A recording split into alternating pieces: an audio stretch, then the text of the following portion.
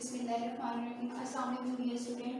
Today the date is 7th August 2020 and the day is Friday.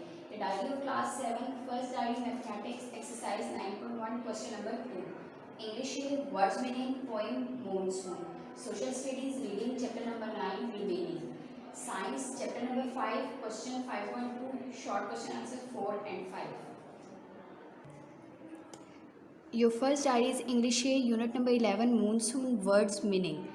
First word thunder, गरजना, turns बलवना या जैसे झाग बनाई जाती है, ठीक है। फॉर्म झाग, थेट छप्पर, क्रीप रेंगना, फील्ड खेत, थीव्स चोरों या चोर, हाइड छुपना, हाई विंड्स तूफ़ानी हवाएं या तेज़ हवाएं।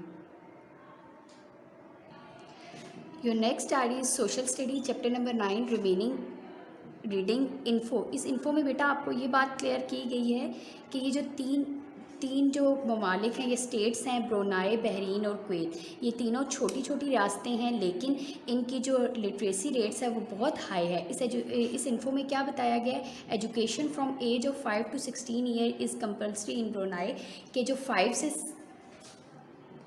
16 ईयर्स के जो लोग हैं जिनकी उम्र होती है उसमें लाजमी है तालीम हासिल करना ब्रुनाई में, और education is provided free of cost, और वहाँ पे तालीम मुफ्त दी जाती है बिल्कुल बाय द स्टेट, रियासत की तरफ से हर तरह की सतह पर। और इसकी टोटल पॉपुलेशन इतनी है और इसकी जो टोटल सालाना या पर कैपिटा इनकम है वो इतनी डॉलर है। क्लियर। इसी तरह बहरीन तो एक छोटी सी स्टेट है अरेबियन गल्फ में, और उसका टोटल एरिया जो है 741 स्क्वायर किलोमीटर है और उसकी टोटल आबादी इतनी है, और इसका जो टोटल पर कैपिटा इनकम है वो इतने डॉलर है। इसी तरह कुवैत भी एक स्टेट है छोटी सी विद एरिया ऑफ इतना एरिया है उसका, and a population is nearly 2.7 million, ठीक है। इसकी टोटल आबादी इतनी है और इसका टोटल पर कैपिटा इनकम इतने US डॉलर है। लेकिन इन तीनों जो स्टेट्स हैं इनके लिटरेसी लेवल जो है बहुत हाई है। क्लियर। इसी तरह एक छोटी सी और इन्फो आपको दी गई है, the adult literacy rates in Afghanistan, जो जवान लोगों की शरह ख्वानगी अफगानिस्तान में are the lowest figure recorded in the Muslim world, मुस्लिम दुनिया में वो सबसे कम रिकॉर्ड किया गया है। मतलब कि जवान जो लोग अफगानिस्तान में हैं वहाँ पर सबसे कम लोग पढ़े लिखे हैं, मुस्लिम दुनिया के ममालिक में सबसे कम अफगानिस्तान के लोग कम पढ़े लिखे हैं। The next diary of science, question number 5.2 and the part number is 4. What is chemical equation? Chemical equation क्या है? Chemical equation is the representation of a chemical reactions. जो केमिकल इक्वेशन है वो रिप्रेजेंटेशन है या जाहिर करना है ऑफ केमिकल रिएक्शंस को इन टर्म्स ऑफ सिंबल्स की सूरत में, फार्मूलाज की सूरत में, एंड साइंस की सूरत में। The reactants and products are separated by an arrow. इसमें हम रिएक्टेंट को और प्रोडक्ट को जो है वो कैसे सेपरेट करते हैं, एक एरो के ज़रिए से, ठीक है। अब मैं आपको इसके एग्जांपल के थ्रू समझाती हूँ कि जो केमिकल रिएक्शन है उस पर हम क्या करते हैं कि जो जिन एलिमेंट्स का हमने केमिकल रिएक्शन करवाना होता है उसका हम फुल नेम नहीं लिखते। यहाँ पर अगर आप देखें तो हमारे पास S लिखा हुआ है, ठीक है। तो S कोई एलिमेंट नहीं है, ये एक एलिमेंट है सल्फर, ठीक है, और उसका क्या है, सिंबल है, ठीक है जी। अब इसके बाद हमने इन दोनों को ऐड करना है, तो यहाँ पर हम कौन सा साइन लगाएंगे, प्लस का, और उसके बाद है हमारे पास ऑक्सीजन, ठीक है। ये O2 किसका सिंबल है, ऑक्सीजन का, ठीक है जी। ऑक्सीजन का फार्मूला है ये। तो इन दोनों को ऐड करने के बाद जो हमारे पास प्रोडक्ट आएगी वो होगा सल्फर डाइऑक्साइड। तो इस साइड पे हमने क्या लिखे हैं, रिएक्टेंट्स, और इस साइड पे क्या है, प्रोडक्ट्स। और हमें कैसे पता चलेगा कि कहाँ से रिएक्टेंट स्टार्ट हो रहे हैं और कहाँ से प्रोडक्ट स्टार्ट हो रहे हैं। इन दोनों के मिड में एरो है, एरो के इस साइड पे हमारे पास रिएक्टेंट्स होते हैं और एरो के बाद हम क्या लिखते हैं, प्रोडक्ट्स लिखते हैं, ठीक है। मैं अगेन आपको बता देती हूँ कि यहाँ पर आपने सल्फर की जगह सल्फर की स्पेलिंग नहीं लिखनी है, आपने सल्फर का नेम नहीं लिखना, उसका सिंबल लिखना है जो कि S है, और यहाँ पर क्या है, ऑक्सीजन है, ठीक है। O2 ऑक्सीजन को रिप्रेजेंट कर रहा है, और इन दोनों को मिला के हमारे पास जो प्रोडक्ट बनी है वो है सल्फर डाइऑक्साइड। और हमने पूरा यहाँ पर सल्फर डाइऑक्साइड नहीं लिखना बल्कि उसका फार्मूला लिखना है जो कि है SO2। नेक्स्ट है आपके पास state the law of conservation of mass. During a chemical reaction के अमल के दौरान मैस इज़ नाइदर क्रिएटेड, के जो मैस है या जो वज़न है ना तो वो क्रिएट किया जाता है, नॉट डिस्ट्रॉयड, और ना ही हम उसको जो है वो डिस्ट्रॉय करते हैं, बट चेंज लेकिन वो तब्दील हो जाता है from one form to another, एक शक्ल से दूसरी शक्ल में। अब इसको भी मैं आपको एग्जांपल के थ्रू समझाऊंगी। यहाँ पर अगर आप देखें तो हमारे पास सल्फर और ऑक्सीजन है, इन दोनों का जब केमिकल रिएक्शन हम करवाते हैं तो केमिकल रिएक्शन के दौरान जब एक नई प्रोडक्ट बनती है तो उसमें इनकी जो मिकदार होती है, ठीक है, वो चेंज नहीं होती, इनका जो मैस है वो उतना ही रहता है, लेकिन वो एक फॉर्म से दूसरी फॉर्म में सिर्फ चेंज हो जाते हैं। मैस उतना ही रहता है लेकिन उनकी फॉर्म चेंज हो जाती है। यहाँ पर अगर आप देखें तो सल्फर अलग था, ऑक्सीजन अलग था, लेकिन जब उन दोनों का केमिकल रिएक्शन हुआ तो एक नई फॉर्म में बन गया, ठीक है, तो दोनों मिलकर क्या बन गए, sulphur dioxide. Your last diary is mathematics, unit number 9, areas and volumes. Now today is your question number 2. In an isosceles right angle triangle. Right angle triangle का मैंने आपको बताया था कि जिसमें एक एंगल 90 डिग्री का हो वो आपकी राइट एंगल ट्रायंगल कहलाती है, लेकिन आइसोसेलेस राइट एंगल ट्रायंगल वो होती है जिसमें एक एंगल 90 डिग्री का हो और उसकी टू साइड्स इक्वल हो। Clear? The square of the hypotenuse is 98 centimetre, यानी हाइपोटेन्यूज का स्क्वायर जो है वो 98 सेंटीमीटर है, स्क्वायर है। Find the length of the congruent sides, तो हम इसकी कॉन्ग्रुएंट साइड्स की लेंथ जो है वो फाइंड करनी है। तो हाइपोटेन्यूज आपको गिवन है, हम एक ट्रायंगल यहाँ पे बनाते हैं। हाइपोटेन्यूज आपको गिवन है 98 सेंटीमीटर, राइट एंगल ट्रायंगल हमने यहाँ पे कंस्ट्रक्ट की है और इसके बेस और आल्टीट्यूड हम इक्वल करेंगे क्योंकि आइसोसेलेस ट्रायंगल में टू साइड्स जो होती हैं वो इक्वल होती हैं और एक आपका 90 डिग्री का एंगल जो है उस पर बनता है, तो ये आपकी आइसोसेलेस राइट एंगल ट्रायंगल कहलाती है। हाइपोटेन्यूज आपको गिवन है 98 centimetre square. Let the length of side, क्योंकि साइड्स हमने फाइंड करनी है कॉन्ग्रुएंट साइड्स की, तो हम उसको x जो है वो सपोज करेंगे।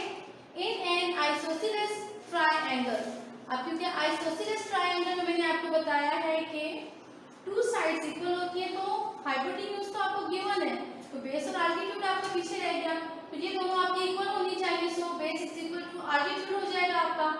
अब यहाँ पे आपको हाइपोटेन्यूज भी गिवन है, बेस भी है आपकी, आल्टीट्यूड भी है, तो इट्स मीन कि इस क्वेश्चन में भी आपका पाइथागोरस थ्योरम जो है वो यूज होगा। तो hypotenuse square is equal to base square plus altitude square आपका आ जाएगा। हाइपोटेन्यूज आपको गिवन है 98, बेस क्योंकि हमारे इक्वल है और हमने इसको x सपोज किया हुआ, तो base x square plus altitude x square आपके पास आएगा। 98 is equal to x square को x स्क्वायर के साथ प्लस करेंगे तो आपके पास आ जाएगा 2x स्क्वायर। अब यहाँ पर भी आप देखें कि 2 जो है वो x स्क्वायर के साथ मल्टीप्लाई हो रहा है, तो जब हम इसको 98 के साथ सॉल्व करेंगे तो वो आपका डिवाइड हो जाएगा, यानी कि ऑपोजिट इसमें आपके पास साइंस आ जाते हैं कि अगर माइनस है तो अगर इक्वल की दूसरी तरफ लेके जाते हैं तो वो प्लस में कन्वर्ट हो जाता है, अगर प्लस है तो माइनस में कन्वर्ट हो जाता है, अगर मल्टीप्लाई हो रहा तो डिवीजन में और अगर डिवाइड हो रहा तो मल्टीप्लाई में कन्वर्जन होती है उसकी। तो x square is equal to 98/2 हो जाएगा आपके पास। 98 को हम 2 के टेबल से कट करेंगे, 2 4 जा 8, 1 कैरी किया, 2 9 जा 18, आपके पास वैल्यू आएगी x square is equal to 49, क्योंकि हमने x की वैल्यू फाइंड करनी है स्क्वायर कैंसिल करने के लिए। सेम प्रोसीजर जो हमने अपने प्रीवियस क्वेश्चंस में किया था, टेकिंग अंडर रूट, स्क्वायर जो है वो अंडर रूट के साथ कैंसिल हो जाएगा, तो आपके पास x की वैल्यू रहेगा 49 का स्क्वायर, x का स्क्वायर अंडर रूट से कैंसिल हो जाएगा, 49 का अंडर रूट आपके पास आ जाता है, क्योंकि 7 7 से 49 होता है, तो आपके पास आंसर आ जाएगा 7। यूं हमारे पास जो कॉन्ग्रुएंट साइड्स इसकी आएंगी वो होंगी 7, उनकी लेंथ आपके पास 7 आ जाएगी। क्वेश्चन नंबर 3 है आपका, a ladder 10 metre long is made to rest against a wall, यानी एक सीढ़ी 10 मीटर लंबी है जो दीवार के साथ खड़ी की गई है, इट्स लोअर एंड। अब यहाँ पे हम डायग्राम बना के देखते हैं कि ये फॉर एग्जांपल ये आपकी लेटर है, यानी एक सीढ़ी है जिसको जमीन से 10 मीटर लंबी है वो, it's lower and. Lower and कौन सा है इसका, ये यानी नीचे वाला सीढ़ी का जो हिस्सा है वो टच करता है ग्राउंड को, ये आपके बेस जो है वो आपकी ग्राउंड है, यहाँ पे touch the ground eight A distance of 6 centimetre from the wall, यानी ये वॉल को सपोज कर रहे हैं, ये आपकी लेटर है और ये बेस जो है वो जमीन यानी ग्राउंड को शो कर रही है, तो सीढ़ी का जो दीवार से फासला है इसके लोअर एंड का वो 6 सेंटीमीटर है। At what height above the ground the upper end of the ladder rests against the wall? अब इन्होंने कहा है कि जो इसका अपर एंड है हमने उसको and the ladder rest against the wall, हमने उसकी हाइट मालूम करनी है उसके अपर एंड की।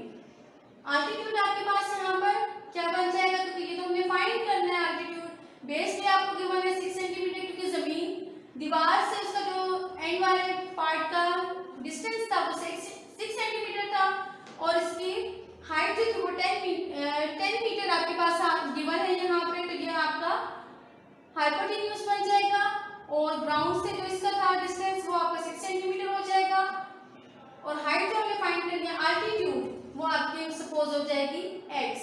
तो आप देख रहे हैं कि आल्टीट्यूड हाइपोटेन्यूज बेस, तो क्या कौन सा थ्योरम इसमें यूज होगा, यहाँ पे भी आपका पाइथागोरस थ्योरम जो है हम इसको पाइथागोरस फार्मूला के थ्रू हम इसको सॉल्व करेंगे। Hypotenuse square is equal to base square plus altitude square आपके पास आ जाएगा। हाइपोटेन्यूज आपको गिवन है 10, बेस आपकी है 6, और आल्टीट्यूड हमने फाइंड करने वो है आपके पास x। हम इन स्क्वायर्स को ओपन करेंगे, 10 को 10 से मल्टीप्लाई किया, 100 is equal to 6 6 36 plus x square. अब यहाँ देखिए 36 है वो x के साथ प्लस हो रहा है, और 100 के साथ क्या हो जाएगा, वो माइनस हो जाएगा। मैंने आपको पहले भी एक्सप्लेन किया है कि साइन जो है वो चेंज हो जाते हैं। x square is equal to 100 minus 36, x square is equal to 64। x का स्क्वायर हमने तो कैंसिल करने के लिए क्या करेंगे, ये पे मस्ट होता है कि अगर किसी भी वैल्यू को आपने स्क्वायर उसका कैंसिल करना है तो अंडर रूट अगर आप लेंगे तो सिर्फ उस वैल्यू पे नहीं आएगा, फिर आपकी बोथ साइड्स पे अंडर रूट आएगा। तो taking under root on both sides हम करेंगे, x स्क्वायर का जो x का जो स्क्वायर है वो अंडर रूट से कैंसिल हो जाएगा, और 64 का आपके पास क्या आ जाता है, 8 को 8 से मल्टीप्लाई करें तो 64, यानी 8 8 जा 64 आपके पास है, तो 64 का अंडर रूट आपके पास आ जाएगा 8। इट्स मीन कि हमारी जो इसकी हाइट है अबव द ग्राउंड वो कितनी हो जाएगी, वो 8 मीटर हो जाएगी। तो आपका आंसर आ जाएगा 8 मीटर। दोनों क्वेश्चंस आपने प्रैक्टिस करने हैं अपने रफ रजिस्टर्स पर, और जितनी भी डायरीज आपको आज कराई गई हैं वो सब आपने याद करनी है।